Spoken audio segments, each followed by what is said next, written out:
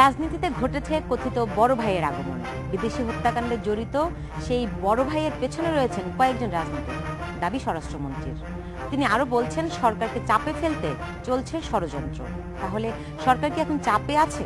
আর বিএনপির অভিযোগ সবকিছু সরকারের নির্দেশেই হচ্ছে, অথচ কিছু হলেই দোষ দেওয়া হচ্ছে বিরোধী নেতাদের। এর ফলে নতুন করে চাপের মুখে বিএনপি জামায়াত নেতারা। এসব নিয়েই বাংলাদেশ এখন আপনাদের স্বাগত জানাচ্ছি। আমি সুলতানা রহমান। আমার সঙ্গে কথা বলতে স্টুডিওতে আছেন আওয়ামী লীগের সাংগঠনিক সম্পাদক খালিদ মাহমুদ চৌধুরী, জাতীয় পার্টির প্রেসিডিয়াম সদস্য, লন্ডন থেকে প্রকাশিত বাংলা টাইমসের প্রধান সম্পাদক ATU তাজ রহমান এবং বিএনপি চেয়ারপারসনের উপদেষ্টা অ্যাডভোকেট আহমেদ আজম খান। আপনাদের তিনজনকেই স্বাগত জানাচ্ছি। এখন রাজনীতিতে একটা বড় ভাইয়ের কথা বলা হচ্ছে, যার নির্দেশে বিদেশি বলতে ইতালিয়ান নাগরিককে হত্যা করা হয়েছে। রাজনীতিতে বড় ভাই এটা কি নতুন? এক নম্বর প্রশ্ন। 2 নম্বর প্রশ্ন হচ্ছে এই বড় ভাইয়ের আসলে সংজ্ঞাটা কি? জনাব খালিদ মাহমুদ চৌধুরী। এটা তো আমারও প্রশ্ন যে বড় ভাইটা কে। আমার মনে হয় আমার মতো করে বাংলাদেশের সবাই জানতে চায় এই যে বড় ভাইটা কে।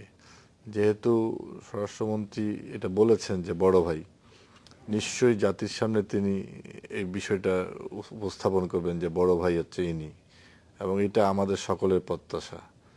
এবং যেহেতু বড় ভাই এই কথাটা এই সময়ে উচ্চারিত হয়েছে, অতএব এটা প্রকাশ করা তাদের দায়িত্ব যে বড় ভাইটা কে এবং এটা জানতে চায়। নেতারা তো সবাই জানতে চায়। অনেকেই কিন্তু বিএনপি জামায়াতের দিকে ইঙ্গিত দিচ্ছেন এবং সেই জন্য বিএনপি জামায়াত আবার বলছে তার এক ধরনের চাপ বোধ করছে। আপনি যদি বাংলাদেশের বর্তমান ঘটনার সঙ্গে সমসাময়িক অতীতের যদি আপনি বিষয়গুলো মিলিয়ে দেখেন, তাহলে এই বিষয়টা এইভাবেই চলে আসে। কারণ আপনি দেখেছেন যে এই যখনই এই রাজনৈতিক বিষয়গুলো মানে সামনের দিকে নিয়ে আসার চেষ্টা করা হয় বা তখনই এই বিষয়গুলো চলে আসে। আপনি দেখেন যে হঠাৎ করেই কিন্তু গত 15 সালের 5ই জানুয়ারির পর থেকে 93 ডেজ যে ঘটনা হলো বাংলাদেশের মধ্যে, তারপরে কিন্তু দেশের মধ্যে একটা স্থিতিশীলতা চলে এসেছিল।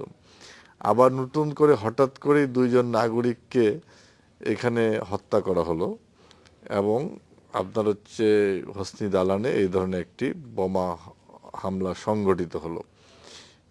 এগুলো কিন্তু সকলেই কিন্তু মানে একটার সঙ্গে আরেকটার কিন্তু মানে যোগসাজশ আছে। কাজেই এই জিনিসটা খুব ভালোভাবেই কিন্তু বিএনপি তো বলছে যে দেশে কিছু ঘটলে, আপনি যে 3টি উদাহরণ দিলেন, এর আগে পরেও বেশ কিছু ঘটনাও আছে, বিএনপির অভিযোগ যে কিছু ঘটলেই বিএনপি জামায়াতকে দোষারোপ করা হচ্ছে। ফলে বিশ্বাসযোগ্যতায় কি এক ধরনের ঘাটতি তৈরি কি হয়? না, বিশ্বাসযোগ্যতার ঘাটতি দেখেন আপনি, বিএনপি তো বলবেই যে আমরা বিএনপি যখন তাদের কর্মসূচির মধ্যে যখন 150 জন মানুষকে পুড়িয়ে হত্যা করা হয়েছে, তখনও তারা বলেছে যে এই মানুষগুলোকে আওয়ামী লীগ পুড়িয়েছে, সরকার পুড়িয়েছে, পুলিশ বাহিনী পুড়িয়েছে। তারা তো বলছেই, তারা একই ধরনের কথা তারা বলছে। বিএনপির দিকে যখন মানে যা ঘটে তাই কি আসলে বিএনপির দিকে দেয়া হয় কিনা? দেখেন, আমি একটা কথা বলি, কোনো ঘটনা যদি হয়, সরকারের দায়িত্ব, যেই দল ক্ষমতায় থাকুক, বাইর করা কারা করেছে এবং কারা এর সাথে জড়িত। আমি মনে করি কোনো তদন্ত চলা অবস্থায় সরকারের কোনো গুরুত্বপূর্ণ ব্যক্তিদের কারো নাম আগে বলা এটা সমীচীন হয় না। কারণ নাম তারা বলেও নেই, বলেছে বিএনপি জামাত এটার পিছনে জড়িত।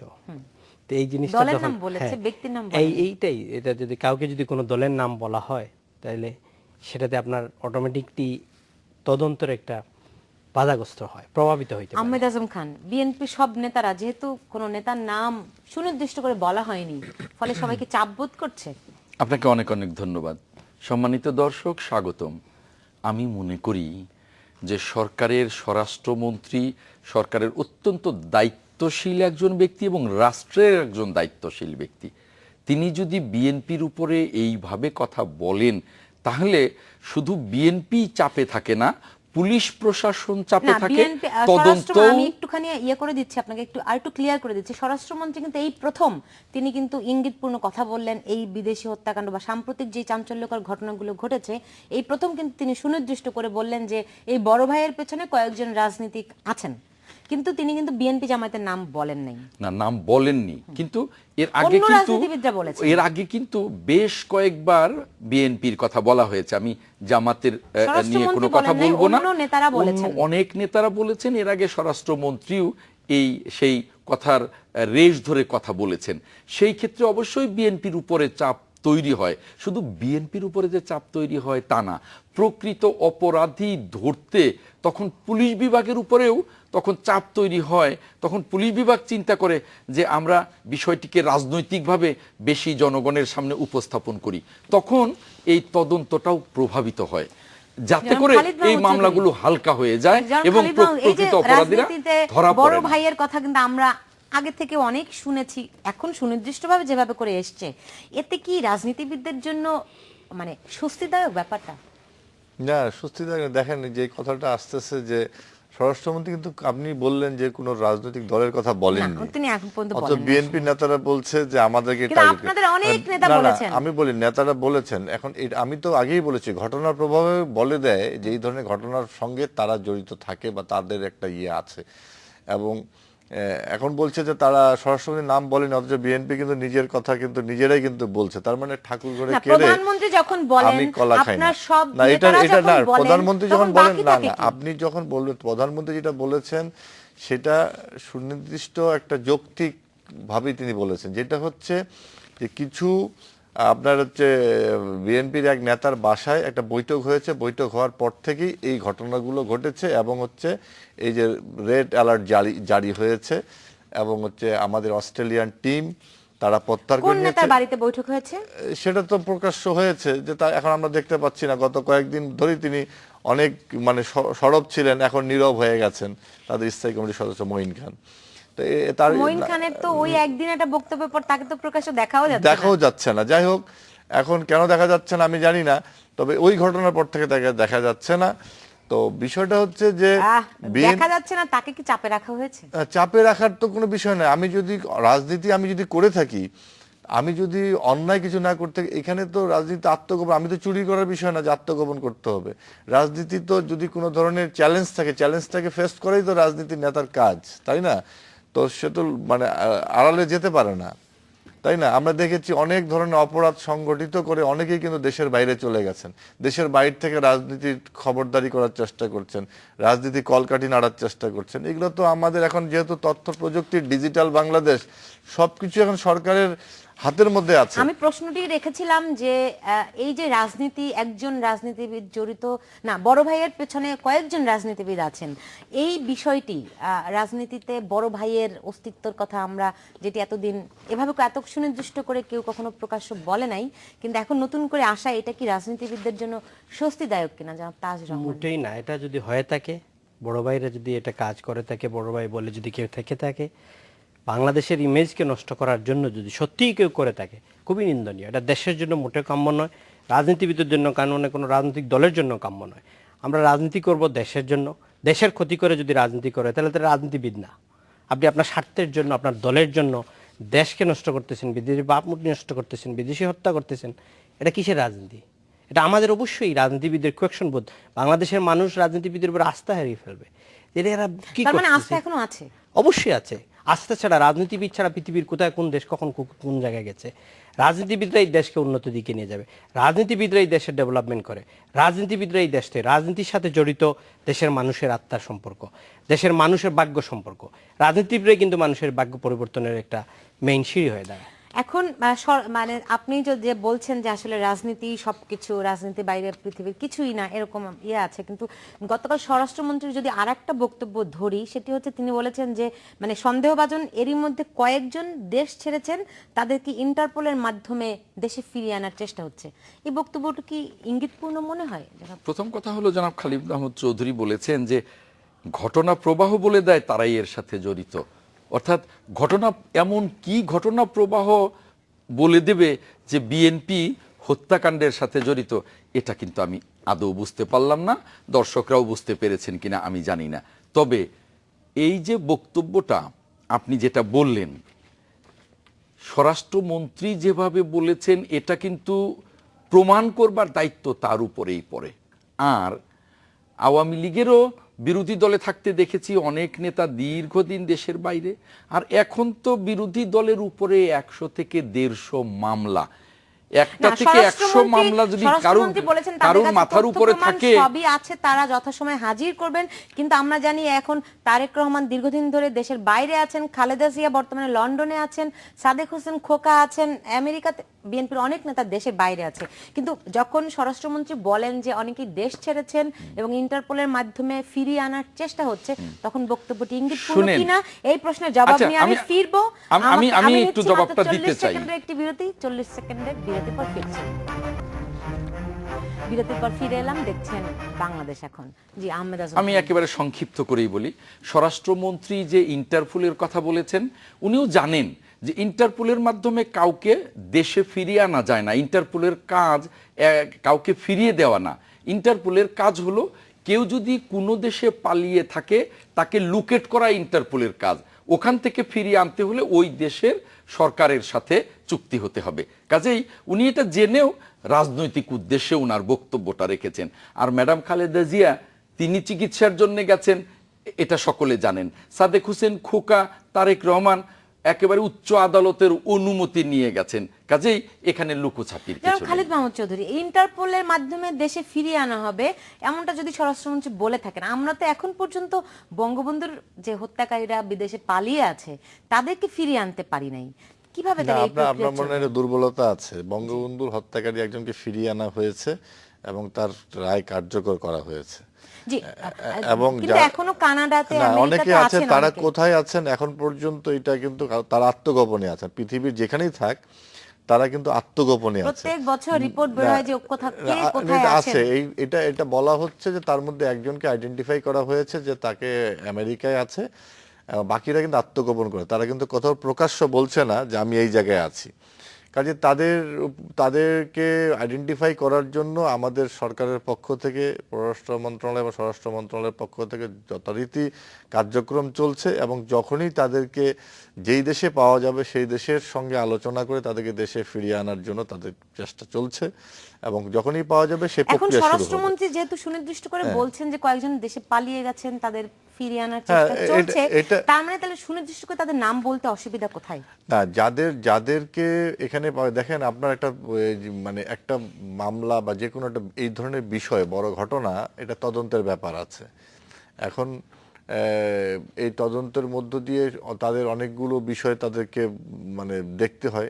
সেই জায়গাটায় স্বরাষ্ট্র মন্ত্রণালয় বা আইন প্রয়োগকারী সংস্থা যেগুলো আছে তারা সেই বিষয়টা তারা ক্লিয়ার করতে পারবে।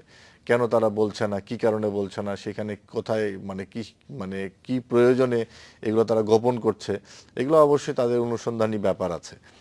যেই কথাটা হচ্ছে যে আপনি যেই কথাটা বলছেন যে আহমেদ আজম যেটা বলার চেষ্টা করছে যে এখানে আওয়ামী লীগ বারবার বলছে যে আওয়ামী লীগ, কথাটা বলছেন যে আহমেদ আজম যেটা বলার চেষ্টা করছে যে এখানে আওয়ামী লীগ বারবার বলছে যে আওয়ামী লীগ যেই কথাটি বলছে বিএনপি সম্পর্কে, সেগুলো তো বারবার বাস্তবিকভাবে প্রমাণ হচ্ছে যে তা না।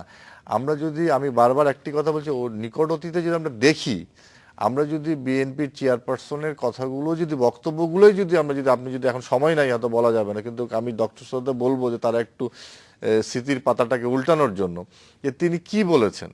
আমরা যে 5ই জানুয়ারি নির্বাচনের আগে যদি 29 তারিখের কথাটা যদি ধরি, ডিসেম্বরের 29 তারিখে তিনি কি বলেছেন যে বাংলাদেশে নির্বাচন করতে দেওয়া হবে না।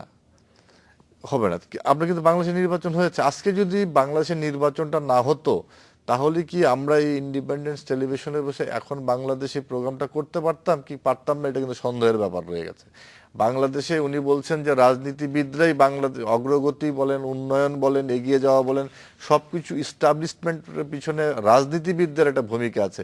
এই কথাটা কি উনি বলতে পারতেন? রাজনীতিবিদদের জায়গায় কোন বিদরা থাকতো সেটা আমরা কেউ জানি না। কাজেই 5ই জানুয়ারি নির্বাচনটার অর্থবহ, যেই নির্বাচনটা থামানোর জন্য তারা চেষ্টা করেছে, শুধু না বাংলাদেশের মানুষকে রক্তাক্ত করেছে, বাংলাদেশকে পোড়ামাটির দেশে পরিণত করার চেষ্টা করেছে। এবং তারপরে দেখেন 1 বছর পরে ঠিক একই ধরনের ঘটনা, আবার যখন এখন আবার নতুন করে এটা নিয়ে আলোচনা শুরু করে, এই যে আরেকটা প্রেক্ষাপট তৈরি, এখন যখন দেখা গেল যে এখন কি নতুন করে প্রেক্ষাপট না। তৈরি, আমি যদি আপনার কথাই ধরে নেই, নতুন করে প্রেক্ষাপট তৈরির চেষ্টা বা ষড়যন্ত্র চলছে, আপনি তেমনটাই বলবেন। সেই ক্ষেত্রে কি আপনার কাছে কি মনে হয় যে দুজন যুদ্ধাপরাধীর রায় প্রায় চূড়ান্ত, কার্যকরের রিভিউ শুধু অপেক্ষায় আছে, আবার জানুয়ারি মাস হতে আরো 2 মাস বাকি, 5ই জানুয়ারি যে নির্বাচনের কথা আপনারা বলছেন, সেই নির্বাচনের কিন্তু থেকে 2 বছর পরিপূর্ণ হতে কিন্তু আর 2 মাস বাকি, তো এগুলির কোনো সম্পর্ক কোরিলেশন? এই যে দেখেন, আমি যখনই এখন দেখেন যে রাজনৈতিক বিষয়গুলো যখন এই যে এখন আলোচনা আসছে, এই গত যেটা হচ্ছে 5ই জানুয়ারি ভোটটা ঠেকানোর জন্য এক ধরনের প্রক্রিয়া অংশগ্রহণ করা হচ্ছে, এবং সেটা হচ্ছে রক্তাক্ত। এবং 1 বছর পরে যে 5ই জানুয়ারি 93 ডেজ যে ঘটনাটা ঘটে, সেটাও রক্তাক্ত। এখন কিন্তু এইগুলো কিন্তু ব্যর্থ হয়ে গেছে, এত রক্ত ঝরিয়ে এত মানুষ পোড়ামাটির দেশে পরিণত করার পরে পারেনি। এখন কিন্তু দেখেন বিদেশিদের উপর আক্রমণ করা হচ্ছে। এটা আমি হয়তো তদন্তের মধ্যে যদি বেরিয়ে আসে যে বিএনপি এটার সঙ্গে জড়িত না, বিএনপির নেতারা জড়িত না, বা রাজনৈতিক কর্মী, তাহলে আমি খুশি হব। কিন্তু বাংলাদেশের মানুষ মনে করছে যে বিএনপি সবকিছু হারিয়ে এখন ধরে এই ধরনের প্রক্রিয়া বাংলাদেশের মানুষ মনে করছে, আপনি কেমন করে বুঝলেন? এই আপনি দেখেন এই টোটাল ঘটনা সিনারিও তো বলে, আপনি যে আলোচনাটা করছেন, এই আলোচনা বাংলাদেশের মানুষ মনে করছে বলে কিন্তু আপনি আলোচনাটা করছেন, বাংলাদেশের নাহলে মানুষ কিন্তু মনে করতেন করে না। বলে আমরা অনেক কিছু মনে করি না। একটু কথা বলি, আমি একটু জবাব দেই। এই যে 29 তারিখের ঘটনাটা বললেন, আহমেদ হাসান খান, আমার প্রশ্নটি করার সুযোগ দেন আপনি। সেটি হচ্ছে যে মানে খালিদ মাহমুদ চৌধুরী যেইগুলি বললেন, যেই মানে আগের যে ঘটনাগুলি যেগুলি ঘটেছে 5ই জানুয়ারি নির্বাচনের আগে এবং গত বছর যে ঘটনাগুলি ঘটানো হয়েছে, সেইগুলি থেকে কি এরকম একটা ধারণা করা, সন্দেহ করা কি একেবারে অমূলক? শুনেন, এই যে খালিদ মাহমুদ চৌধুরী বললেন যে 29 তারিখে ম্যাডাম খালেদা জিয়া ঘোষণা করেছিলেন যে নির্বাচন হতে দেব না। 96-র 15ই ফেব্রুয়ারির নির্বাচন ওনাদের দাবি তত্ত্বাবধায়ক সরকার ব্যবস্থা সংবিধানে অন্তর্ভুক্ত করবার জন্য কিন্তু হয়েছিল। তখনও কিন্তু ওনারা বলেছিলেন এবং রক্তাক্ত করেছিলেন যে আমরা নির্বাচন হতে দেব না, নির্বাচনটা কিন্তু হয়ে গেছে। কিন্তু 5 জানুয়ারির নির্বাচনটা অত প্রয়োজন ছিল না। উনি বললেন যে নির্বাচনটা না হলে আমরা কোথায় থাকতাম। আমি একজন আইনজীবী হিসেবে বলতে পারি যে 5 জানুয়ারির নির্বাচনটা হয়নি আসলে। ম্যাডাম খালেদা জিয়ার ঘোষণাটা সত্যি হয়েছে, কারণ একটু শেষ করতে দেন, আপনি এত ইন্টারাপশন করে কথা বলতে পারবো না।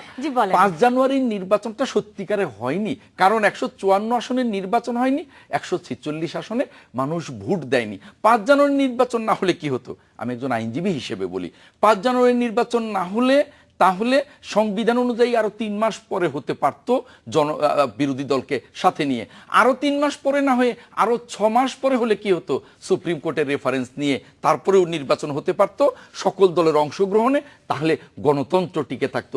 এখনকার মতো গণতন্ত্র নির্বাসনে চলে যেত না। আজকে সরকারি দলের লোকজন একেবারে মুখে খই ফোটায় 5 জানুয়ারির নির্বাচন না হলে দেশটা কোথায় চলে যেত, কোথাও চলে যেত না, কোথাও চলে যেত না, কোনো সাংবিধানিক বাধ্যবাধকতা ছিল না। আমি এ ব্যাপারে যে কোনো সংবিধান বিশেষজ্ঞের সাথে চ্যালেঞ্জ করতে পারি, একেবারে চ্যালেঞ্জ করতে পারি। নির্বাচনটা আসলে সাংবিধানিক বাধ্যবাধকতা ছিল, আমি একেবারে চ্যালেঞ্জ করতে পারি যে কোনো সংবিধান বিশেষজ্ঞের সাথে। উনি তো ব্যারিস্টার মানুষ, তারপরে আমরা যতটুকু রাজনীতিবিদ হিসাবে জানি যে 5 জানুয়ারি নির্বাচন সাংবিধানিক বাধ্যবাধকতা ছিল। কোন বাধ্যবাধকতা? যে নির্বাচনের হওয়ার পর থেকে, যেদিন থেকে শপথ নেওয়া হবে, গ্যাজেট প্রকাশ করা হবে, তার থেকে নিয়ে একটা নির্দিষ্ট ফ্রেমের মধ্যে সংসদ ভেঙে দিতে হয় এবং এর ভিতরেই নির্বাচন 90 ডেজের ভিতরে করতে হয়, যেটা আমরা জেনে আসছি। সেটা যদি ধরে নেন তাহলে বাধ্যবাধকতা 5 জানুয়ারি নির্বাচন ছিল। উনি যেটা রেফারেন্স বলছেন পরে আর 3 মাস নেওয়া যাবে, সেটা করা যায়, এই যে কনভেনশন করে সেটা কনভেনশন না, সংবিধানেই আছে। আপনি আগেও পারেন 3 মাস, আবার 3 মাস পরেও পারেন না, কখনোই করা হয় 6 মাস পরে পারেন সুপ্রিম কোর্টের রেফারেন্স। পরে পৃথিবীতে কোথায় হয় আপনি বলেন তো? না না, এই সংবিধানেই না, 123-এর 3-এর খতে যেমন আছে যে 3 মাস আগে করতে হবে, ক্ষতে আবার আছে আমি ওই ধারাটা যে এই দেখেছিলাম সংসদ তখন। ভেঙে দিয়ে 3 মাস আহমেদ পরেও হাসান করতে খান, ওই পারবে। ধারাটা আমি তখন দেখেছিলাম, কিন্তু ওই ধারাটার কত অনেকগুলো ক্লজ থাকে না, সেই ক্লজের মধ্যে কিন্তু আরো অনেকগুলো অপশন ছিল, সেই অপশনগুলো আপনাকে রক্ষা করতে হলে নো তখন আর নো এই- নো, এই এখন 3 কিছুই মাসের না, অপশন বাইরে একটা যাওয়া যায় আপা, না। এখন যে তখন কথা- সংসদ ভেঙে দিয়ে করতে হতো, এখন সংসদ রেখে, বরং এটাই সংবিধানের সাথে না, তাই ক্ল্যাশ বলে- করে না। যে একটা সংসদ থাকতে আরেকটা সংসদের নির্বাচন, অর্থাৎ 300 জায়গায় এই 3 মাস পর্যন্ত 600 সাংসদ একটা দেশের সংবিধানে থাকে, বরং এটাই ক্লাশ করে। না, এখন আপনারা ডিমান্ড করবেন, রাজনীতি বিরোধী দল ডিমান্ড থাকতে পারে, তাই বলে সংবিধানকে টাড়াহেঁচা করার কি প্রয়োজন, দেশকে বিধ্বস্ত করার কি প্রয়োজন, হিংসাত্মক রাজনীতি কি প্রয়োজন? আলোচনার মধ্যে এটা করা যেতে পারে। আমি যেমন সরকারি দলকে বলতেছি যে বিরোধী দলকে বারবার খুঁচিয়ে কথা না বলা, আর বিরোধী দলও আপনারা সমালোচনা করেন, আন্দোলন করেন, তাই এটাও যেন লিমিটেশন থাকে। You have right to demonstration, আপনার না, করার আমাদের আছে, তো কিন্তু আসলে পরিমিতিবোধ সব জায়গায় অনেক কম আছে, অনেক কম, যেমন আমাদের খালিদ এটা মাহমুদ বাড়তে চৌধুরী হবে। গতকাল বিএনপি নেতা গয়েশ্বরচন্দ্র রায় অভিযোগ করেছেন যে যা কিছু হচ্ছে কোনো কিছুই সরকারের নির্দেশ ছাড়া হচ্ছে না, খামোখা বিএনপি জামায়াতকে দোষারোপ করা হচ্ছে। না, সরকারের যা কার্যক্রম হচ্ছে সে পুরোপুরি স্বচ্ছতা আছে, সরকার যা কিছু করছে প্রকাশ্যে করছে। আর হচ্ছে না, যে এখানে নাশকতা হচ্ছে এগুলি সরকারের নির্দেশ ছাড়া হচ্ছে না, এমনটা অভিযোগ করেছেন তিনি। একটি সরকার, একটা দেশপ্রেমী মুক্তিযুদ্ধের পক্ষের সরকার, তারা কি দেশটাকে ধ্বংস করার জন্য মুক্তিযুদ্ধ করেছে? যেই দলটা আওয়ামী লীগের নেতৃত্বে তো মুক্তিযুদ্ধ হয়েছে, এটা তো অস্বীকার করার কিছু নাই। অনেক তাহলে কি ইতিহাস তিনি পাল্টানো শুধুমাত্র যাবে। রাজনৈতিক এইসব বক্তব্য দিচ্ছেন? সত্য। এরকম রাজনৈতিক এগুলো বক্তব্য রাজনীতিবিদরা আসলে কেন দেন, কার স্বার্থে দেন, সেই কার স্বার্থ তারা আসলে হাসিল করতে চান, এইসব প্রশ্নের জবাব নিয়ে আমি ফিরবো। নিচ্ছে একটা ছোট্ট বিরতি, সঙ্গীত বিরতির পর ফিরে এলাম। দেখছেন বাংলাদেশ এখন। এইমাত্রই জানতে পারলাম যে স্বরাষ্ট্রমন্ত্রী একটি টেলিভিশন চ্যানেলকে জানিয়েছেন যে বিএনপির সাবেক কমিশনার এম এ কাইয়ুম আসলে ইতালিয়ান নাগরিক তাবেলা সিজারকে হত্যার নির্দেশদাতা হিসেবে কাজ করেছেন, এরকমটাই মাত্র জানতে পারলাম। জনাব আহমেদ আজম খান, স্বরাষ্ট্রমন্ত্রী যখন সুনির্দিষ্ট করে নাম বলে দিচ্ছেন, তারপরে কি আর কোনো সন্দেহের অবকাশ থাকে? অবশ্যই থাকে। স্বরাষ্ট্রমন্ত্রী একটি রাজনৈতিক সরকারের স্বরাষ্ট্রমন্ত্রী, উনি শুধু নাম বলেছেন, উনি এইখানে কমিশনার কাইয়ুম যে জড়িত কোনো তথ্য উপাত্ত সেইভাবে কিন্তু উপস্থাপন করেন নাই। আর উনি বলার পরে তাহলে কিন্তু পুলিশের তদন্ত কর্মকর্তার বা কারোরই কিছু করার থাকে তিনি না। নিশ্চয়ই এটা পুলিশের তদন্তের একেবারে ভিত্তিতেই বলছেন। রাজনৈতিক বক্তব্য ছাড়া আমার কাছে আর কিছু মনে না, হয় তিনি না। কিন্তু বলছেন যে মানে এই অনুসন্ধানে আমরা এ পর্যন্তই পেয়েছি, কাইয়ুমের নামটাই এসেছে, তারা যে পুলিশ যে অনুসন্ধান করছে তারা এখন পর্যন্ত এইটুকুই পেয়েছে, পরবর্তীতে তারা আরো যত অনুসন্ধান করবে আরো তথ্য হয়তো পাবে। এখন এখানে শুধু নাম বললে তো হবে না, এটার সত্যতা প্রমাণের জন্য একেবারে মানে মানে বস্তুনিষ্ঠ তথ্য উপাত্ত ছাড়া এই বক্তব্য স্বরাষ্ট্রমন্ত্রীর আমরা রাজনৈতিক বক্তব্য হিসেবেই মনে করি।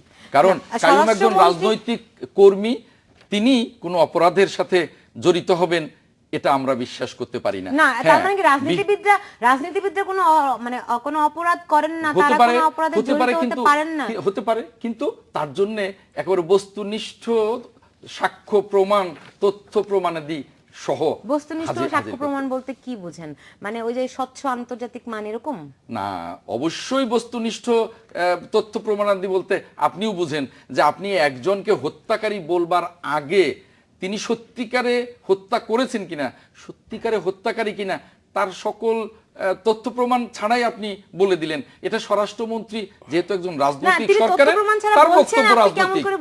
শুনেন, বেগম খালেদা জিয়া লন্ডনে বসে ষড়যন্ত্র করছেন, সরকার বারবার বলছেন, সরকারের কাছে কি প্রমাণ আছে? আপনি বলবেন যে না না, এটা সরকার বলছে বেগম খালেদা জিয়া ষড়যন্ত্র করেছেন। এইরকমই স্বরাষ্ট্রমন্ত্রীও বলেছেন যে উনি জড়িত। অর্থাৎ এরা প্রতিদিনই এই ধরনের ভেগ কথাবার্তা, রাজনৈতিক কথাবার্তা বিরোধী দলকে পর্যদস্ত করবার জন্য বলেই যাচ্ছেন। আপনি এখন এই মুহূর্তে এখানে বসে তথ্যটি মাত্র জানলেন, এর মধ্যে আপনি এটাকে উড়িয়ে দিলেন। আমি এই জন্যই উড়িয়ে দেব যে এই রকম নিয়মিতই আমি শুনছি। ওই যে বললাম যে ম্যাডাম খালেদা জিয়া লন্ডনে যতগুলো হত্যাকাণ্ড হয়েছে উনি লন্ডনে বসে করছেন, এটা তো প্রতিদিনই আমরা দেখছি, সরকারের মন্ত্রী মহোদয়রা সরকার থেকে বলছেন। ওরকমই উনি স্বরাষ্ট্রমন্ত্রী, উনিও এই ধরনের কথা বলাটা যেমন একেবারে খালিদ মাহমুদ- অমূলক নয়, কারণ খালিদ মাহমুদ চৌধুরী। ঘটনা ঘটলেই তার সাথে বিএনপি জড়িত, এটা একটা রেওয়াজ হয়ে গেছে বলাটা। এটা খালিদ ওনাদের মাহমুদ চৌধুরী, আসলে কি রাজনৈতিক স্বার্থ হাসিলের রাজনৈতিক রাজনীতিবিদরা অনেক সময় বক্তব্য। যে অতি কথন করেন, অনেক মানে সুইপিং কমেন্ট করেন, এই এর ফলে কি এক ধরনের আস্থাহীনতা তৈরি হয় কিনা, বিশেষ করে একটা ঘটনা যখন অনুসন্ধান চলছে, এই আহমেদ আজম যেমন সন্দেহ পোষণ করলেন, প্রকাশ করলেন, এই ধরনের আস্থাহীনতা আসলে সন্দেহ তৈরি হয় কিনা? মানে দেখেন, বিএনপির রাজনৈতিক ভিত্তিটা অনেক দুর্বল হয়ে গেছে, কাজে কাজে তারা এই ধরনের কথা বলতে পারে। দেখেন, স্বরাষ্ট্রমন্ত্রী আসাদুজ্জামান কামাল সম্পর্কে তিনি দায়িত্ব গ্রহণ করার পরে কিন্তু মানুষের কাছে তিনি একটা আস্থা অর্জন করেছেন। তার কথাবার্তা, তার যে বিহেভিয়ার এবং তার যে কর্মকাণ্ড দিয়ে অনেক মানে মানুষ মনে করেন যে তিনি একজন আস্থাশীল মানুষ। এবং তিনি এই কথাটি বলেছেন, হ্যাঁ, বিডি নিউজে সেটা প্রকাশ করা হয়েছে তার উদ্ধৃতি দিয়ে। যেহেতু তিনি মানে স্বরাষ্ট্রমন্ত্রী, যেহেতু তদন্তকারী সব ইয়েগুলো তিনি মানে এই মন্ত্রণালয়ের অধীনে, কাজেই তার কাছে সুনির্দিষ্ট সেরকম তথ্য আছে বলে তিনি কিন্তু দায়িত্ব নিয়ে এই কথাটি বলেছেন। অতএব আমাদেরকে অপেক্ষা করতে হবে যে সুনির্দিষ্ট যেই মানে তিনি এখন প্রাথমিকভাবে বলেছেন, বাকি বিষয়টার জন্য আমাদের অপেক্ষা করতে হবে। তবে আমাদেরকে অবশ্যই, আমরা বিশ্বাস করি স্বরাষ্ট্রমন্ত্রী যদি কথাটি বলেছেন, তিনি কোনো ধরনের মানে এই ধরনের প্রমাণ ছাড়া তিনি এই কথাটি বলেননি। অতএব কিন্তু এর আগে কাজেই, আমি না, আমি বলি, শেষ হওয়ার আগেই যে রাজনীতিবিদরা যে সমস্ত আমি বলি, মন্তব্যগুলি কারণ এটা করেছেন, স্বরাষ্ট্রমন্ত্রী সুলতানা বলেছেন, আমি একটা কথা বলি। স্বরাষ্ট্রমন্ত্রী এই কথাটা বলেছেন এই কারণেই বলেছেন, কারণ মানুষ অনেক এই বিষয়টা নিয়ে অনেক বেশি মানে উদ্গ্রীব হয়ে আছে।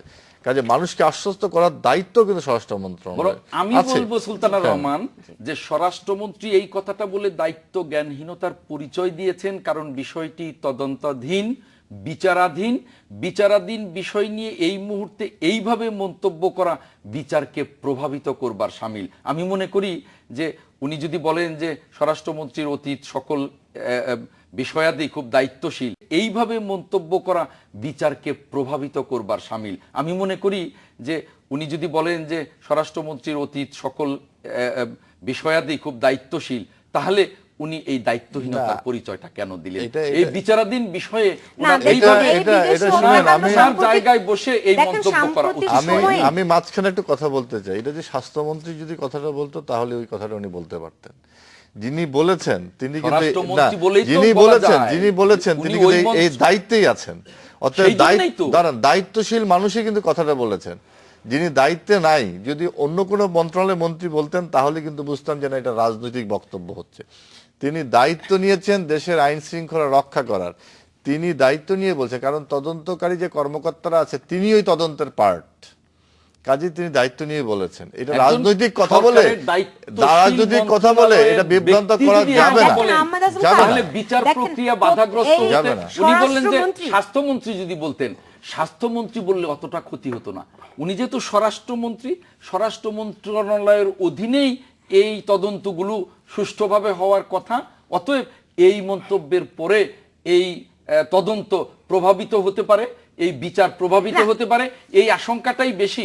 বরং অন্য মন্ত্রণালয় বললে যতটুকু না ক্ষতি হতো এই মামলা, আহমেদ আজম খান হচ্ছে বলার কারণে আরো আহমেদ আজম খান যে কথাটা এখানে বলতেছে, ক্লায়েন্টকে বাঁচানোর জন্য আদালতে দাঁড়িয়ে বিচারকের সামনে যেভাবে আর্গুমেন্ট করা হয় তিনি সেই রকম ভাবে আর্গুমেন্ট করছেন।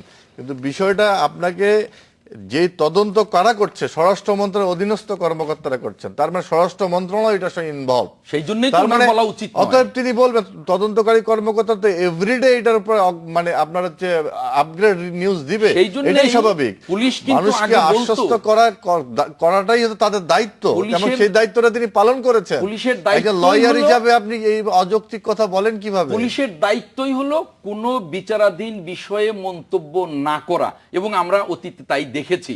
এখন পুলিশ মিডিয়ার সামনে যে মন্তব্যগুলো করেন এ নিয়ে কিন্তু যথেষ্ট সমালোচনা হয়, যে মন্তব্যগুলো রাজনৈতিক নেতাদের মতো হয়ে যায়। আর পুলিশ মন্ত্রণালয়ের মন্ত্রী যেহেতু স্বরাষ্ট্রমন্ত্রী, তার মুখ থেকেও বিচারাধীন বিষয় নিয়ে এই মন্তব্য কারুর কাছেই কিন্তু গ্রহণযোগ্য হবে না। এটা বিচারকে বাধাগ্রস্ত করবে নিঃসন্দেহে, আমি বলতে পারি। এই বিষয় তো জানতে হবে স্বরাষ্ট্রমন্ত্রীর কাছ থেকেই। একটা অপরাধীকে অপরাধী চিহ্নিত করবে সকল সাক্ষ্য প্রমাণ শেষে আদালত। মন্ত্রী নিজেই যদি অপরাধীকে চিহ্নিত করে ফেললেন, আদালতেরও প্রয়োজন না, নেই, তিনি তো বলেছেন- তদন্তকারী সংস্থারও প্রয়োজন নেই, পুলিশেরও প্রয়োজন নেই, কিছুরই প্রয়োজন নেই, তাহলে তো স্বরাষ্ট্রমন্ত্রী বলে দিলেন, উনি এখন রায় দিয়ে দেন। এইভাবে করে যে আমরা দেখেন মানে এখানে ইনস্ট্যান্ট আমরা একটি তথ্য পাওয়ার পরে সেটি নিয়ে যেভাবে করে বিশ্লেষণ করছি, আসলে যে ধরনের প্রতিক্রিয়া দেখাচ্ছি, আসলে এইসব কারণেই কি অনেক সময় অনেক ধোঁয়াশা তৈরি হয়, সত্য আড়াল হয়ে যায়, মানুষের ভিতরে অস্পষ্টতা তৈরি হয় কিনা, এই প্রশ্নের জবাব নিয়ে আমি ফিরবো। নিচ্ছে একটা ছোট্ট বিরতি, সঙ্গে থাকুন।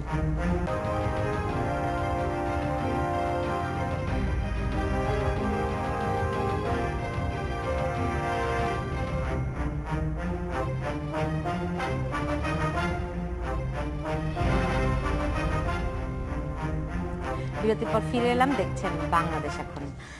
জনাব তাজ রহমান, আমি প্রশ্ন রেখেছিলাম যে আসলে এই যে আমরা মানে তাৎক্ষণিকভাবে যে সমস্ত প্রতিক্রিয়াগুলি দেখাই, যে মন্তব্যগুলি করি, এতে করে আসলে প্রকৃত ঘটনা অনেক সময় আড়াল হয়ে যায় কিনা, আমরা কি সব সময় যথেষ্ট পরিমাণ দায়িত্বশীল বক্তব্য রাখতে পারি কিনা? দেখেন, একটু আগে যেটা আপনার স্বরাষ্ট্রমন্ত্রী বললেন, স্বরাষ্ট্রমন্ত্রী যে দেশেরই হোক, ক্যাবিনেটের তদন্তকারী সংস্থা যারা থাকে এদের প্রধান হয়ে থাকেন, উনি পুলিশ বাহিনী বলেন, গোয়েন্দা সংস্থা বলেন, ওনাকে আপডেট রিপোর্ট দেয়। সেই রিপোর্টের ভিত্তিতে যদি উনি কমেন্ট করে থাকেন যে ওনার কাছে তথ্য প্রমাণ আছে, তাহলে স্বরাষ্ট্রমন্ত্রী জাতিকে জানানোর জন্য এটা ওনার একটা পার্ট অফ দ্য রুল, এই মন্ত্রণালয় থেকে উনি করেছেন। আর যদি যেটা আজম সাহেব বলেছেন যে এটা আগে থেকেই সেট আপ করা, তদানীন্তন বিচারের অবস্থায় থাকা অবস্থায় যদি বলা হয়, তাহলে সেটা একটা কোয়েকশন মার্ক। বাট যেহেতু এতদিন ধরে বলা হয় নাই, কারোর নাম বলা হয় নাই, আজকে স্বরাষ্ট্রমন্ত্রী নিজে নাম বলেছেন, কালকে পুলিশ বলেছে, পুলিশ কমিশনার ডাকা দেখেছেন, আপনি বলেছেন আমরা ধরেছি যারা এটার সাথে ইনভলভমেন্ট ছিল, এবং এটার পিছনে যাদের আছে তাদের শীঘ্রই আপনারা জানতে পারবেন। তারই ধারাবাহিকতায় যদি হয় তাহলে নিশ্চয় রাপরাপ করে আনছে তদন্ত সংস্থারা, তাদের কাছে যথেষ্ট প্রমাণ হয়তো আছে, সেই প্রমাণের ভিত্তিতে হয়তো স্বরাষ্ট্রমন্ত্রী বলেছেন। আরেকটা জিনিস হলো, কোনো কিছু হওয়ার আগে যদি মন্ত্রীরা, আমাদের কিছু মন্ত্রী আছেন গভর্নমেন্টের, বক্তব্য দেন যে ইনভলভমেন্ট আছে অমুকের, এটা শোনার সাথে সাথে বিএনপি কি করে এই তথ্য একটু এখনই আপনার আজম ভাই স্বরাষ্ট্রমন্ত্রী যেটা বললেন উনি সেটা প্রত্যাখ্যান করে নিলেন। এটা আমাদের একটা কালচার হয়ে পরিণত হয়ে গেছে। নির্বাচন যখন হয়, যে দল জিতে সে দেশ বলে সুষ্ঠু নির্বাচন হয়েছে, যারা হেরে যায় তারা বলে কারচুপি, সূক্ষ্ম কারচুপি, যা ছিল সব হয়েছে। আমাদের এই মন মানসিকতা রাজনীতির পরিমণ্ডলে এখনো আমরা পুরোপুরি পাকা হয় নাই, আমাদের এটা দরকার আছে। আজম খান, কি বলবো যে তাজ রহমান যে মন্তব্য করলেন, আমাদের ওই মন মানসিকতা এখনো তৈরি হয়নি। আসলেই উনি কথাটা সত্যি বলেছেন যে আমরা সরকারের থেকে বা দায়িত্বশীল পদে থেকে আমরা যে দায়িত্বশীল কথা বলবো, আমার একটা মন্তব্যে একটা মামলা একেবারে অন্যরকম হয়ে যেতে পারে, প্রভাবিত হয়ে যেতে পারে, আসামি মানে সুযোগ পেয়ে যেতে পারে, আসামি ছাড় পেয়ে যেতে পারে, আর একজন যিনি অপরাধী নন এ ধরনের একজন সাধারণ নাগরিক ফেঁসে যেতে পারেন। কাজেই আমি দায়িত্বশীল মানুষ হয়ে আমার ওই মন্তব্য থেকে আমাকে অবশ্যই নিশ্চুপ থাকা দরকার। কিন্তু আমরা এই মন্তব্যগুলো করে থাকি, যেমন হরহামেশাই এই যে রংপুরে যে তাবেলা হত্যা, ওইখানে ঢাকাতেই না, ওই যে রশিকনি, তো সেখানে কি করা হলো যে হাবিবুন নবী খান সোহেলের ভাইকে গ্রেফতার করা হলো। তারপরে দেখা গেল যে না, তার খুব একটা দায় নেই, তাকে রিমান্ডে নিয়ে সে রিমান্ড ক্যান্সেল করে তাকে জেলখানায় দিয়ে দেওয়া হলো। কিন্তু প্রথম 24 ঘন্টা যেহেতু হাবিবুন নবী খান সোহেলের ভাই, এমন প্রচার করা হলো যে একেবারে সেই দায়ী। এই যে রাজনৈতিক মন্তব্যগুলো, এই রাজনৈতিক মন্তব্যগুলোর কারণে মামলার প্রকৃত আসামিরা ছাড় পেয়ে যায়। আমরা চাই যে ওই রশিও কনি, এই তাবেলা এবং এই যে তাজিয়া মিছিলে যারা বোমা বিস্ফোরণ ঘটিয়েছে, এই ধরনের মূল অপরাধীরা আইনের আওতায় আসুক, দৃষ্টান্তমূলক শাস্তির ব্যবস্থা করা হোক। ওই দায়িত্বশীল, শুনেন, ওই দায়িত্বশীলতা সরকারের ভেতরে থাকতে হবে। আমরা কিন্তু ওই সাগর রুনি হত্যাকাণ্ডের পর থেকে শুনেছি 48 ঘন্টার মধ্যে আমরা অপরাধীদেরকে চিহ্নিত করব এবং জনসম্মুখে হাজির করব। আজকে কত বছর হয়ে গেল, 3 বছরের উপরে হয়ে গেল, আমরা কিন্তু পাইনি। এরকম একটার পর একটা হত্যাকাণ্ড, প্রথমে বিএনপির উপরে দোষ চাপানো হয়, পরে দেখা যায় যে এটার কোনো কুল কিনারা হয়নি। কই, কাজে সাগররুনি আমার মনে হত্যাকাণ্ড হয়, নিয়ে তো বিএনপির উপর দোষ আমি চাপানো সাগররুনির হয়নি। কথা বলছি না, এর পরের সকলগুলোর কথাই বলছি।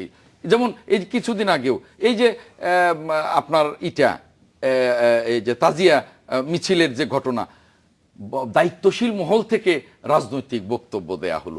কাজে আমার মনে আচ্ছা, হয় খালিদ মাহমুদ এগুলোকে চৌধুরী, ছেড়ে যেহেতু এই আওয়ামী সংস্কৃতি লীগের থেকে আমাদের দায়িত্বে বেরিয়ে আসা আছে, উচিত। সরকারে এখন আছে, তো যারা এরকম মন্তব্যগুলি মানে স্পর্শকাতর বিষয় নিয়ে এই ধরনের রাজনৈতিক বক্তব্যগুলি দেন, এটা কি কেন্দ্রীয়ভাবে কোন রকম মানে কি বলা যায় মনিটর করা কিংবা এক ধরনের নির্দেশনা দেয়া, মানে স্পর্শকাতর বক্তব্য মানে স্পর্শকাতর বিষয়ে বক্তব্য রাখার ক্ষেত্রে একটু সচেতন থাকা, দেখেন এই ধরনের কি? বিষয়গুলোতে যদি কোনো বক্তব্য না আসে, ধরেন যে এই বক্তব্য কাদের কাছে দিচ্ছে, আপনারা যারা মিডিয়া আছেন মিডিয়ার সামনে দিচ্ছে, আপনারা জিজ্ঞেস করছেন যে এই বিষয়ে আপনার মন্তব্যটা কি? মন্তব্যটা কিন্তু না, নিশ্চয়ই আমরা তো জানতে চাইবই। চাইবই, তা আমাকে তো দিতে হবে। কেন আপনি চাচ্ছেন? আপনার মিডিয়ার একটা দায়িত্ব আছে না? কি দায়িত্বটা কি?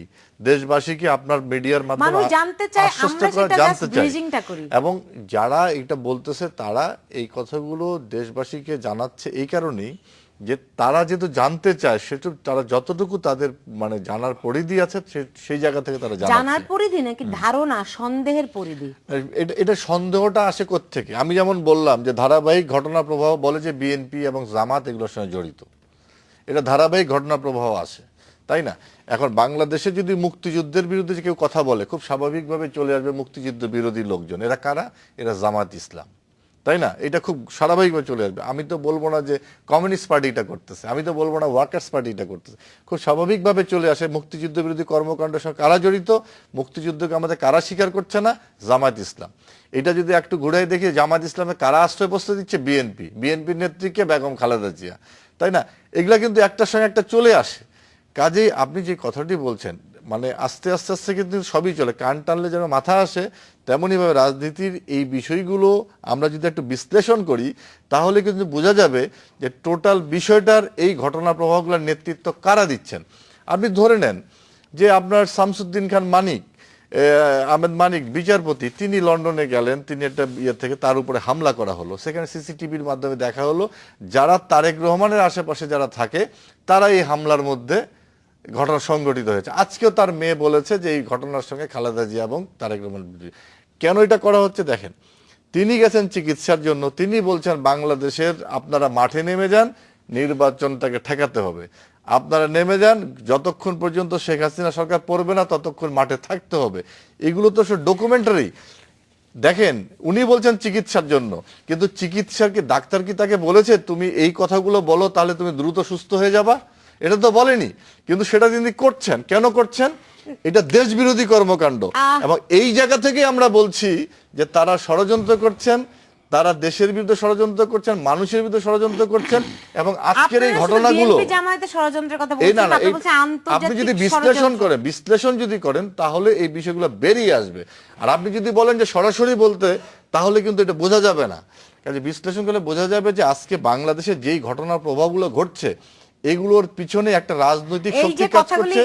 এই রাজনীতির নেতৃত্ব দিচ্ছেন বিএনপি এবং খালেদা তারেক। আচ্ছা, বিএনপির নামে যে এই অভিযোগগুলি আসছে এখন সাম্প্রতিক সময়ে, এগুলির জবাব দেওয়ার জন্য মাঠে বিএনপির বিশেষ টিম, এটা একটা খবর কাগজের শিরোনাম, আসলেই তাই কিনা? এবং এই বিশেষ টিম আসলে এই জবাবগুলি কেমন করে দেবে? আহমেদ খান এর মধ্যে আছেন কিনা আমাকে একটু দেখতে হবে। এই বিষয়গুলি নিয়ে ফিরছি, নিচ্ছে একটা ছোট্ট বিরতি, সঙ্গে থাকুন। বিরতির পর ফিরে এলাম, দেখছেন বাংলাদেশ এখন। আহমেদ আজম খান, আমি এক কাগজের রিপোর্টের কথা বলছিলাম যে মানে বিএনপি জামায়াতের বিরুদ্ধে, জামায়াতের কথা বলছে না, এখানে বিএনপির একটি বিশেষ টিম মাঠে আছে, যে সমস্ত অভিযোগ বিএনপির বিরুদ্ধে উঠছে সেগুলি জবাব দেওয়ার জন্য। এই বিষয়ে বিস্তারিত কিছু জানেন নাকি? আমি এ বিষয়ে কিছু জানি না। এর মধ্যে নাকি কয়েকটি বৈঠকও হয়েছে, এমনটাই এই কাগজটি বলছে। এই বৈঠকগুলো সম্পর্কেও আমার জানা নেই। তবে উনি যেটা বললেন যে জাস্টিস মানিকের বিরুদ্ধে উপর যে হামলা হয়েছে সেটা তারেক রহমান এবং খালেদা জিয়া করেছেন, এটা উনি সরাসরি বললেন। তার মেয়ে বলছে, তার মেয়েও বলেছে। তাহলে তার মেয়েও কিরকম একজন বিদেশি নাগরিককে বাংলাদেশের সর্বোচ্চ আদালতে আমরা বিচারপতি হিসাবে নিয়োগ দিয়েছিলাম, তিনি অ্যাপিলেট ডিভিশন পর্যন্ত বিচার কার্য পরিচালনা করেছেন, একজন বিদেশি নাগরিক। তার উপরে লন্ডনে হামলা হয়েছে। বেগম খালেদা জিয়া 70 ঊর্ধ্ব একজন বাংলাদেশের তিনবারের প্রধানমন্ত্রী, উনি যাবেন আর তারেক রহমান যাবেন তাকে হামলা করবার জন্য। জ্ঞানহীনতার কতটুকু আমরা 4 জন চিহ্নিত হয়েছে, এটাই যাদের সঙ্গে তাদের দুজনের সংশ্লিষ্টতা আছে। এই যে কথাগুলো, এই কথাগুলো কতটা ভেগ। আর উনি যে বললেন যে নির্বাচনে অস্থিতিশীলতা করেছেন, আমরা তো দেখেছি। আমরা কিন্তু 96 নির্বাচনের সময়, 15 ফেব্রুয়ারির নির্বাচনের সময় আওয়ামী লীগের অস্থিরতা দেখেছি, জ্বালাও পোড়াও দেখেছি। একটা নির্বাচন 5 জানুয়ারি, সেখানে ম্যাডাম খালেদা জিয়া আহ্বান জানিয়েছিলেন যে এই ধরনের নির্বাচন বাংলাদেশে হওয়া উচিত নয়, যেন না হয়। কারণটা কি? যে নির্বাচনে নিবন্ধিত, একটু বলি, নিবন্ধিত 38টি রাজনৈতিক দলের মধ্যে মাত্র 9টি রাজনৈতিক দল অংশ নিয়েছে। 100টির উপরের রাজনৈতিক দলের মধ্যে মাত্র 13টি রাজনৈতিক দল অংশ নিয়েছে। যে সংসদকে আর মাত্র 2 মাস বাকি আছে, এখন কি মাঠ গরমের প্রক্রিয়া চলছে কিনা, এরকম কিছু বলবেন কিনা? একটু বলতে দেন। যে সংসদকে মাত্র 3 দিন আগেও টিআইবি বলেছে যে পুতুল খেলার নাট্যশালা ওই সংসদ, ওইরকম পুতুল খেলার নাট্যশালা একটি গণতান্ত্রিক বাংলাদেশে মানুষ দেখতে চায় না। কাজেই ওই নির্বাচন একদলীয় পুতুল খেলার সংসদ, ওই নির্বাচন বর্জনের জন্য আমাদের নেত্রী যে আহ্বান জানিয়েছিলেন, সেই আহ্বান যে দেশপ্রেমিক আহ্বান, এটা প্রমাণ হয়ে গেছে। খালিদ মাহমুদ চৌধুরী, আপনার টিআইবি বলছে যে একটা নির্বাচন ছাড়া, তাদের যে প্রতিবেদনটা পরশুদিন তারা প্রকাশ করেছে, একটা নির্বাচনের কথা তারা বলেছে। এছাড়া এই যে পুতুল নাচের যে নাট্যশালার কথা বলা হচ্ছে, গতকালকে আমি ইন্ডিপেন্ডেন্স টেলিভিশনে আমি একটি কথা বলেছি, সেখানে টিআইবির একজন প্রতিনিধি ছিল, কথা হয়েছে। তিনি কিন্তু সেখানে সেখানে খালেদ মহিউদ্দিনটা পরিচালনা করছিলেন, অ্যাঙ্কর ছিলেন। সেখানে তিনি এক পর্যায়ে কিন্তু বলেছেন যে এটা স্লিপ অফ টাং, এটা আমাদের যিনি ইফতেখার উদ্দিন তিনি বলেছেন, তার এটা বেরিয়ে গেছে। তিনি কিন্তু সেখানে কিন্তু তার বিষয়টা স্বীকার করে নিয়েছেন। আমি যে কথাটি বলতে চাই, এটাই তো শেষ কথা না, যে জাতীয় সংসদ সম্পর্কে টিআইবি যে কথাগুলো বলেছে, অনেকগুলো বিষয় কিন্তু আড়াল করে গেছে। জাতীয় সংসদে শুধু আইন পাশ হয় না, জাতীয় সংসদে দেশের উন্নয়ন, দেশের কর্মকাণ্ড, রাজনীতি, বিভিন্ন বিষয় নিয়ে আলোচনা হয়। এই বিষয়গুলো কিন্তু টিআইবির ওই রিপোর্টে উল্লেখ করা নাই। এখন আমাদের নেতা তোফায়েল আহমেদ, বাণিজ্য মন্ত্রী, তিনি বলেছেন টিআইবি হচ্ছে বিএনপির একটি অঙ্গ সংগঠনে পরিণত হয়েছে। এই কথাটা নিয়ে আমি ভাবতেছিলাম, কিন্তু আজকে এখানে আসার পরে মনে হলো যে না, আসলেই একটা ওই ধরনের একটা ভূমিকায় চলে গেছে। যেই জিনিসটা আহমেদ আজম যেভাবে টিআইবিকে ডিপেন্ড করে তিনি যেভাবে কথাটা বললেন, নাট্যশালা, আসলে বিএনপিও যেমন জাতীয় সংসদকে নাট্যশালা বানাতে চায়, নবম সংসদে আমরা দেখেছি, টিআইবিও কিন্তু একই ধরনের প্রক্রিয়া করছে। কারণ এই টিআইবির সঙ্গে যারা সংশ্লিষ্ট ছিল, এক মিনিট, টিআইবির সঙ্গে যারা সংশ্লিষ্ট ছিল তারা কিন্তু 5ই জানুয়ারির আগে 3 তারিখে রাউন্ড টেবিল কিন্তু কনফারেন্স ডেকেছিলেন নির্বাচনটাকে ঠেকানোর জন্য। কাজেই তাদের যে লক্ষ্য হচ্ছে এই সংসদকে খাটো করা এবং জাতীয় সংসদকে ছোট করে বাংলাদেশের মর্যাদাকে নিচে নামানো এবং বাংলাদেশকে হেয় করা, এতে কোনো সন্দেহ নাই। আমি একটু বলি, গতকাল একজন মন্তব্য করেছিলেন, একটু আহমেদ আজম খান, গতকাল একজনের মন্তব্য আমি একটা কাগজে দেখছিলাম, যে বলছেন যে বিরোধী দলহীন সংসদ আসলে সরকারের জন্য বোঝা। এই একটি কাগজ মানব কণ্ঠ, তারা শিরোনাম করেছে বিএনপিকে ফের রাজপথে চায় আওয়ামী লীগ। মানে সংসদ আসলে কি বোঝা হয়ে গেছে বলে কি আওয়ামী লীগ ফের বিএনপিকে রাজপথে চায় কি? না, আপনি দেখেন, আপনি যেহেতু একজন মানে সাংবাদিকতা করছেন, অবশ্যই আপনি অনুসন্ধানী রিপোর্টটা আপনি করতে পারেন। আপনি অনুসন্ধান চালিয়ে দেখেন এবং আপনি এটা জরিপ চালিয়ে দেখেন, নবম সংসদ এবং বর্তমান 10ম সংসদের কার্যক্রম সব আলোচনা করে। নবম সংসদে যা হয়েছে, কি হয়েছে, আপনারা যে নবম সংসদের বিরোধী দলের নেতা বেগম খালেদা জিয়া আপনার 5 দিন উপস্থিত ছিল না। এই সংসদে কিন্তু বিরোধী দলের নেতা কিন্তু উপস্থিত থাকছেন, গভর্নমেন্টের কর্মকাণ্ড ক্রিটিসাইজ করছেন, আলোচনা করছেন এবং গঠনমূলক আলোচনা হচ্ছে। বিরোধী দল মানে কি এই যে আমি টেবিল ভেঙে ফেলবো, আমি রোস্টার উল্টিয়ে দিব? প্রশ্ন রেখেছিলাম বিএনপি কে ফের রাজপথে চায় আওয়ামী লীগ, আসলে চায় কিনা? না, বিএনপি কে রাজপথে চাওয়ার, বিএনপি যদি তাদের এই অপকর্মগুলো তার থেকে শুধরে নিয়ে, মুক্তিযুদ্ধকে নিয়ে তারা যদি রাজপথে আসতে চায়, আসতে পারে। তবে একটা জিনিস, বিএনপি নেতা কর্মীদের মধ্যে একটা গুঞ্জন আছে যে এই ব্যর্থ নেতৃত্ব নিয়ে তারা রাজপথে নামতে চায় না। কিন্তু আপনার কি মনে হয় না ক্ষমতার এক ধরনের ভারসাম্যহীনতা আছে? না, ক্ষমতার ভারসাম্যহীনতা আপনি কেন এই 2 বছরে বাংলাদেশের অর্থনীতির কোন জায়গাটায় দুর্বল জায়গা আছে? আপনি দেখেন, এই বাংলাদেশের বিশ্ব ব্যাংকের টাকা ফেরত গেছে, এই বাংলাদেশের মানুষের টাকায় তো আমরা পদ্মা সেতু করছি। ডেভেলপমেন্টের কোন জায়গায় বন্ধ আছে, কোন জায়গায় উন্নয়ন কার্য বন্ধ? সংসদ কার্যকর, সরকার কার্যকর, সর্বক্ষেত্রে কার্যকরিতা চলছে। অর্থনীতি আমরা দেখি ওরা কিন্তু ইলেকট্রিসিটি জিডিপি দিয়ে উন্নয়ন মাপে না, ওরা মানুষের বিদ্যুৎ সুখ আপনার শান্তি 1 দিয়ে মাপে। সেকেন্ডের জন্য বিদ্যুৎ যায় না এখন প্রতিনিয়ত। আজকে 14,000 মেগাওয়াট বিদ্যুৎ উৎপাদন হচ্ছে, তাহলে আপনি দেশ তো এগিয়ে যাচ্ছে। 26 বিলিয়ন ডলার আমাদের রিজার্ভ, আমাদের পার ক্যাপিটাল ইনকাম বাড়ছে, তাহলে আপনি এই যে পিছনটা উন্নয়ন, কোথায় এগুলি দেখছেন? তো সত্য, অর্থনীতির আমাদের ভিত অনেক আমি মজবুত প্রথমে হয়েছে। টিআইবি রিপোর্টটার কথা বলি। সংসদ নিয়ে টিআইবি যেটা বলেছেন, বিরোধী দলের ভূমিকা কি? যদি পার্লামেন্টের খুব সিস্টেম, অল্প সময় কিন্তু বিরোধী দলের ভূমিকা হলো সংসদে সরকারের সমালোচনা করবে, যেটা দেশের বিরোধী কাজ, যেটা ভালো করবে সেটা ধন্যবাদ জানাবে। আমরা সেটা করে যাচ্ছি। এই সংসদ শুরু হওয়ার পর থেকে জাতীয় পার্টি সংসদে একটিবার বিরোধী দলের নেত্রী এখানে উপস্থিত ছিলেন। আগের সংসদে কি ছিল?